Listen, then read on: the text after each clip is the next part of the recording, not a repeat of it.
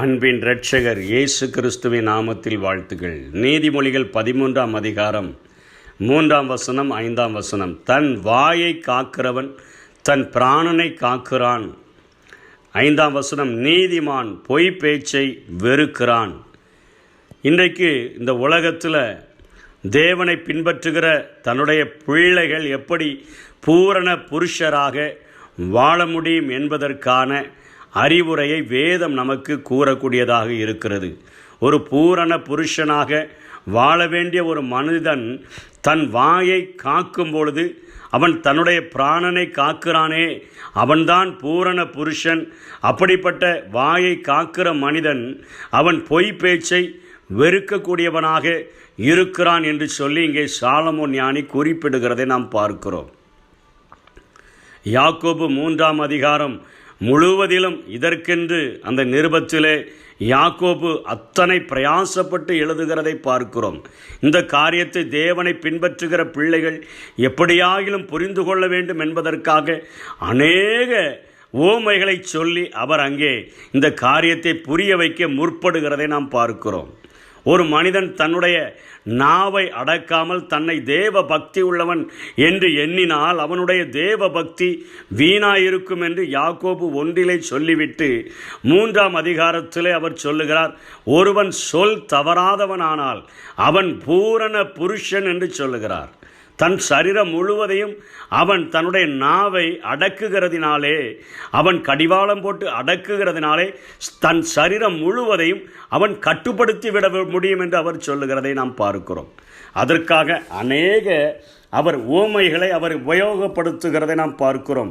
3ஆம் வசனத்திலே குதிரைகளுக்கு எப்படி கடிவாளம் வாய்க்கு போட்டு அதை நமக்கு கீழ்ப்படியும்படியாக அதனுடைய முழு சரீரத்தையும் நாம் திருப்பி நடத்துகிறோமோ, அதே போல் நம்முடைய நாவிற்கு ஒரு கடிவாளத்தை போட்டு நாம் அதை நம்முடைய சரீரம் முழுவதையும் திருப்பி நடத்த முடியும் என்கிற ஒரு காரியத்தை முதலிலே சொல்லுகிறார். 2வது சொல்லுகிறார், பெரிய கப்பலை பாருங்க, அந்த கப்பல் அது பெரிய காற்றினால் அடிபட்டு அலையக்கூடியதாக இருந்தாலும் கூட அதை நடத்துகிற ஒரு மனுஷன் தான் போகும்படி அவன் தன் மனசில் எந்த இடத்துக்கு போகணும்னு நினைக்கிறானோ அந்த இடத்துக்கு திருப்பும்படியாக ஒரு சிறிய சுக்கானை வைத்து திருப்புகிறான். அதே போல் நம்முடைய சரீரம் முழுவதையும் நம்ம நாவை வைத்து நம்ம கடிவாளம் போட்டு அல்லது சுக்கானை பயன்படுத்தி அதை கண்ட்ரோலாக நடத்த முடியும் என்று சொல்லி கொடுக்கிறார். 5ஆம் வசனத்தில் சொல்கிறார், நாவு அது ஒரு சிறிய அவயம் பெருமையானவைகளை பேசும். பாருங்க, அது ஒரு சிறிய ஒரு நெருப்பு பெரிய காட்டை எப்படி கொளுத்தி விடுதோ அதே போல் இந்த நாவு இது ஒரு அநீதி நிறைந்த உலகம். இது நம்முடைய முழு சரீரத்தையும் கூட இது கரைபடுத்தி நம்முடைய ஆயில் சக்கரத்தை கொளுத்தி விடக்கூடியதாக இருக்கிறது. அது மாத்திரமல்ல, நாவு அக்கினினால் கொளுத்தப்படக்கூடியதுமாக இருக்கிறது என்று அவர் சொல்லுகிறதை பார்க்கிறோம். அதை தொடர்ந்து 7ஆம் வசனத்தில் பேசுகிறாரு, மனிதன் தன்னுடைய சுபாவத்தினால சகலவித மிருகங்களையும் கண்ட்ரோல் பண்ணிடுறான், பறவைகளை கண்ட்ரோல் பண்ணிடுறான், ஊரும் பிராணிகளை கண்ட்ரோல் பண்ணிடுறான், நீரில் வாழும் ஜந்துக்களெல்லாம் கண்ட்ரோல் பண்ணிடுறான், இவைகளை எல்லாம் அடக்கிடுறான். அடக்கப்படும் அடக்கப்பட்டதும் உண்டு அப்படின்னு யாக்கோப் சொல்கிறாரு. அப்படின்னு அர்த்தம் என்ன? மிருகத்தெல்லாம் அடக்க முடியுது, பறவைகளை அடைக்க முடியுது, ஊரும் பிராணியை அடைக்க முடியுது, நீரில் வாழ்கிற ஜந்துக்கள் அடக்க முடியுது. ஆனால் 8ஆம் வசனத்தில் சொல்கிறாரு, நாவை அடக்க ஒரு மனுஷனாலும் கூடாது, அடங்காத பொல்லாங்குள்ளது. இத்தனை மிருகத்தை காட்டிலும் நீரில் வாழ ஜந்துக்களை காட்டிலும் பறவைகளை காட்டிலும் அது கொடுமையான ஒரு மிருகம் என்பது போல் அவர் இங்கே சித்தரிக்கிறதை பார்க்கிறோம். சாவுக்கேதுவான விஷம் நிறைந்தது என்று சொல்லுகிறார். அப்போது அந்த நாவை ஒரு மனுஷன் கண்ட்ரோல் பண்ண பழகிட்டான்னு சொன்னால், தன்னுடைய கட்டுப்பாட்டுக்குள்ளே வைக்க பழகிட்டான்னா அவன்தான் பூரண புருஷன் என்று சொல்லி இங்கே அவர் சொல்லி கொடுக்கிறதை நாம் பார்க்கிறோம். ஏன் அது சாவுக்கு ஏதுவான விஷம் நிறைஞ்சுது? 9ஆம் வசனத்தில் அது பிதாவாகிய தேவன் அந்த நாவை வச்சு துதிக்கிறோம். தேவனுடைய சாயலின்படி உண்டாக்கப்பட்ட மனுஷனை போய் நம்ம சபிக்கிறோம். நீ உருப்படுவதில்லை, நீ நாசமடைந்து விடுவாய் என்றெல்லாம் சபிக்கிறோமே. அதற்காக தான் சொல்கிறாரு, விஷம் நிறைந்த விஷம் நிறைந்த ஒரு நாவு என்று சொல்லுகிறார். அந்த நாவினால் மரணமும் ஜீவனும் நாவின் அதிகாரத்தில் இருக்குது. அதை விரும்புகிறவர்கள் அதன் கனியை புசிப்பார்கள் என்று எழுதப்பட்டிருக்குது. ஆகவே நம்முடைய நாவை கண்ட்ரோல் பண்ணணும்னு சொல்கிறாரு. துதித்தலும் சபித்தலும் ஒரு வாயிலிருந்து வரக்கூடாதுன்னு சொல்கிறாரு. ஒரே ஊற்றுக்கண்ணிலேருந்து எப்படியா தித்திப்பும் கசப்புமான தண்ணீர் சுரக்க முடியும்? எப்படி அத்தி மரம் ஒலிவ பழத்தை தர முடியும்? எப்படி திராட்சை செடி அத்தி பழத்தை கொடுக்க முடியும்? எப்படி உவர்ப்பான நீரூற்றில் தித்திப்பான ஜலம் வர முடியும்? அதே போல் ஒரே ஒரு ஊற்றுக்கண்ணாகிய உன் நாவிலிருந்து தேவனை துதிக்கிற காரியங்களும் தேவனுக்கு பிரியமான காரியங்களும் புறப்பட்டு வரட்டும் என்று சொல்லி இங்கே யாக்கோபு போதிக்கிறதை பார்க்கிறோம். அடுத்த பகுதியாக பொய். அந்த நீதிமான் ஏன் பொய்யை வெறுக்கிறான்? தன் நாவை கண்ட்ரோல் பண்ண தெரிஞ்சவன் எதற்கு பொய்யை வெறுக்கிறான் அப்படின்னு சொன்னால், யோவான் 8ஆம் அதிகாரம் 44ஆம் வசனத்தில் இயேசு அத்தனையாய் சாடி பேசுகிறதை பார்க்கிறோம். என்ன சொல்கிறாரு? பிசாசை குறித்து அவன் மனுஷ கொலைபாதகனாய் இருக்கிறான், சத்தியம் அவனிடத்தில் இல்லாதபடியினால் அவன் சத்தியத்தில் நிலை நிற்கவில்லை, அவன் பொய்யனும் பொய்க்கு பிதாவுமாய் இருக்கிறபடியினால் அவன் பொய் பேசும்போது தன் சொந்தத்திலிருந்து எடுத்து பேசுகிறான். எதுக்காக இயேசு இப்படி சொல்கிறாருன்னா, ஆதியிலேயே ஆதியாகமம் 3ஆம் அதிகாரம் 1-6 வரையிலே இந்த சம்பவம் நடந்துருச்சு. அன்றைக்கு ஆதாம் ஏவாளை உண்டாக்கி ஏதேன் தோட்டத்திலே வைத்து அவர்களை பண்படுத்தவும் காக்கவும் கூறிய வேலைகளை கொடுத்து அவர்களுக்கு எல்லா வசதி வாய்ப்புகளையும் ஏற்படுத்தி கொடுத்து ஆள பிறந்தவர்களாக ஆளுகை செய்கிறவர்களாக அங்கே ஆண்டவர் கொண்டு வந்து விட்ட பொழுது ஆண்டவர் ஒரே ஒரு சின்ன கட்டளையை தான் கொடுத்தார். உலகம் முழுவதிலும் இன்றைக்கு நாம் அனுபவிக்கிற காரியங்கள், இன்றைக்கு ஆண்டவருக்கு பிரியமில்லாத காரியங்களைத்தான் நாம் விரும்புகிறோமே. அதே போல தான் அன்றைக்கு ஒரு சின்ன கட்டளை தான் கொடுக்கப்பட்டது அவர்களுக்கு.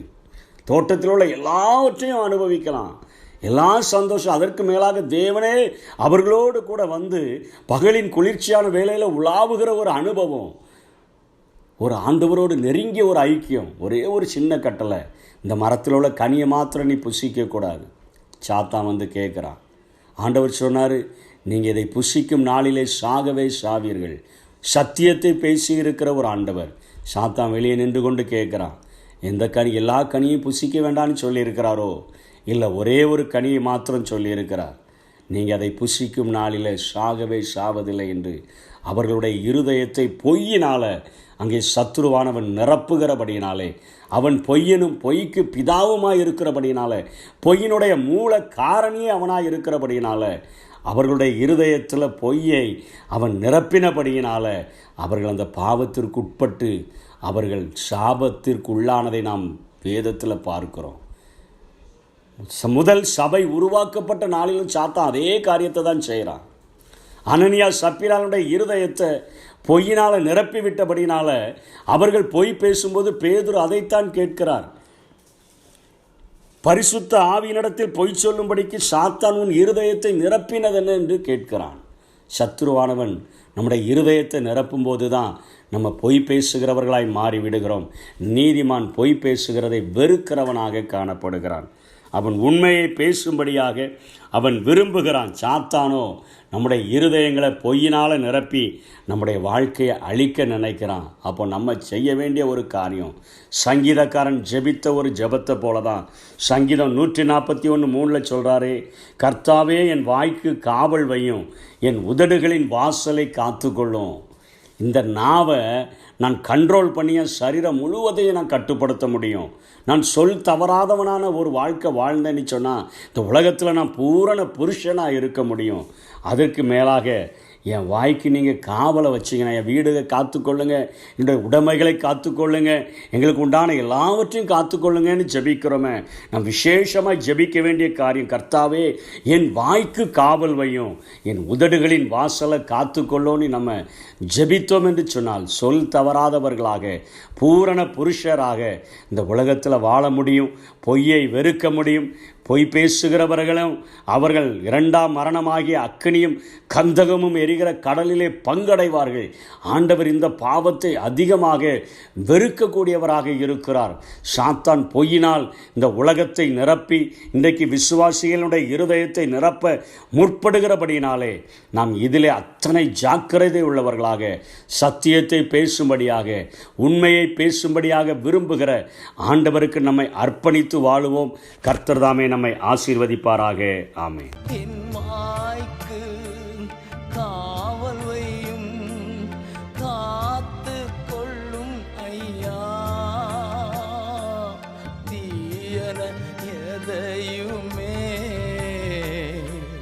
நாட விடாதையும் தீயன எதையுமே நான் நாட விடாதையும்